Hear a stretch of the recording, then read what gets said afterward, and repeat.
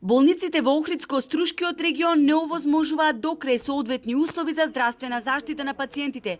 Дел од објектите се нефункционални, не само заради старите и дотраени згради без просторни услови со амортизирана инфраструктура, туку и заради сериозниот недостаток на кадар и опрема. Сето ова го урниса здравството во двата града.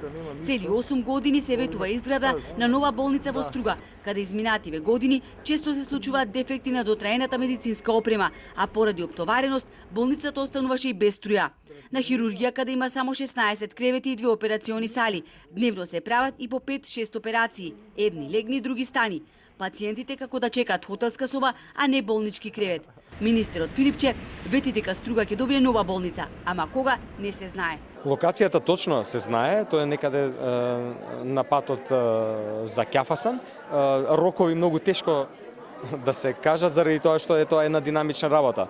Во изградата на болницата многумина препознаваат носен бизнис, бидејќи за истата инвеститорот нема да плати нити денар комуналии, а без пари ќе го добие и земјиштето каде таа ќе никне.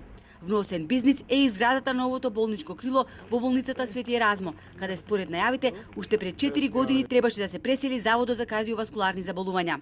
За време на изградбата се изнудува потреба за некаква промена. Заради тоа што сакаме да обезбедиме пофункционален објект и тоа сега се прави. Рокот е крајот на летото за завршување, значи месец септември. Охридската болница, чија реконструкција траеше 3 години и по 6 години се уште кубури со кадар. Нема рентгенолози, специјалисти по трудова медицина, анестезиолози и педиатри. И не само во Охридската, доктори фалат во голем број болници во државава, а додека се решил проблемот, лекарите од различни градови ќе ротирале. Во меѓувреме, на неколку наврати се поништуваа огласи за вработување.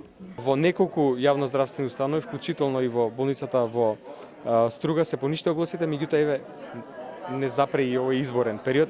Значи дадовме дозвола да од сите клиники од Скопје, таму кај што има потреба од специјалисти, докторите ротираат и престојуваат по неколку дена или по неколку недели.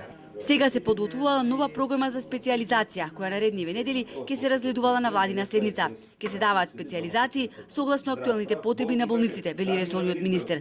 Млади лекари се праќаат на специјализација, но за да се вратат подковани со знаење и умешност, ќе поминат 12 години, велат здравствените експерти.